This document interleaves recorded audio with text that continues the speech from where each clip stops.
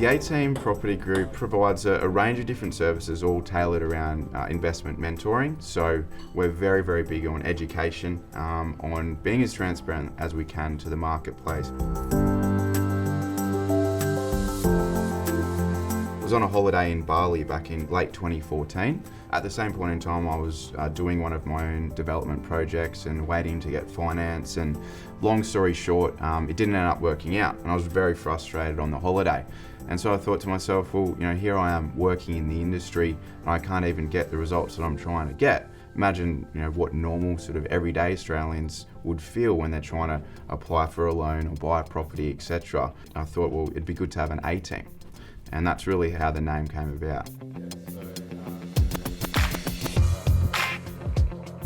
When a client comes on board, we really sit down to understand in great detail their current situation, what might have been the challenges that could have been holding them back, being further ahead where they want to be financially, and then really taking a close look at their exact circumstance, and then we'll actually tailor a property investment plan for them. So it doesn't matter whether they're a first-time investor or they have 10 plus properties.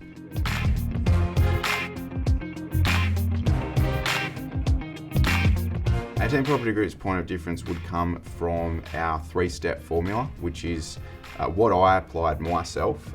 So between age 21 to 26, so 5 years when I started investing, and I was able to replace my income in that period of time. And that same 3-step system is what our clients now follow. So a lot of the time, people get stuck with buying maybe 2 or 3 or maybe 4 properties and they can't borrow any more money.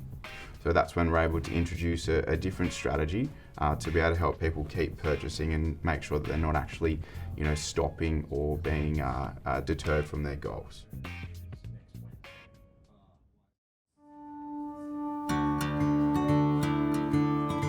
I actually grew up, was raised as a hippie.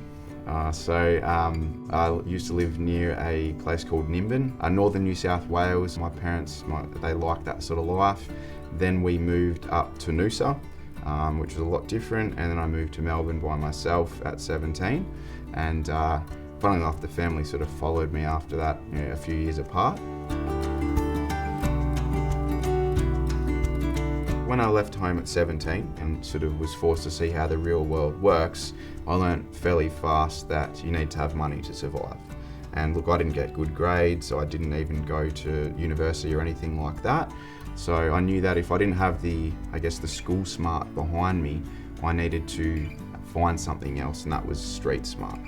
And so I did initially start investing in the share market at 18, made a loss through the GFC like most people, and then sort of made a vow never to go back to shares. And as I started working full time and realised that property was probably going to be the next most logical thing as I got a little bit older in my 20s, I then sort of worked out, all right, I'm going to take the plunge. I did my research into property and started to become really excited and bought my first property at 21.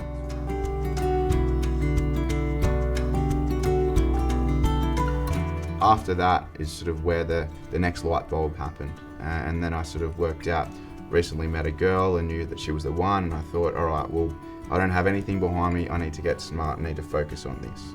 And so that's sort of where I got tunnel vision and obsession with property.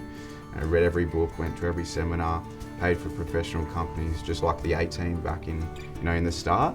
And that's really how the journey began.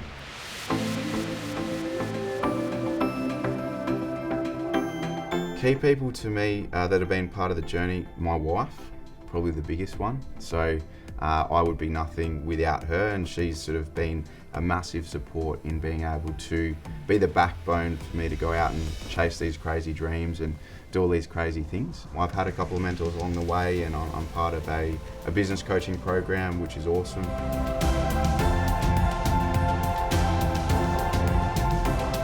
Biggest thing that would stand out would be the results that we're achieving day in, day out. We also, of course, have a great service, but results is what always is going to lead the pack.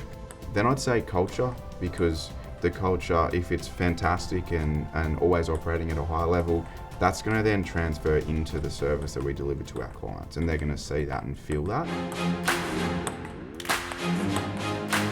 There's been a couple of great achievements along the way. Probably the biggest ones that come to mind first up would be making the Australian Financial Review Fast 100 starter list 2 years running.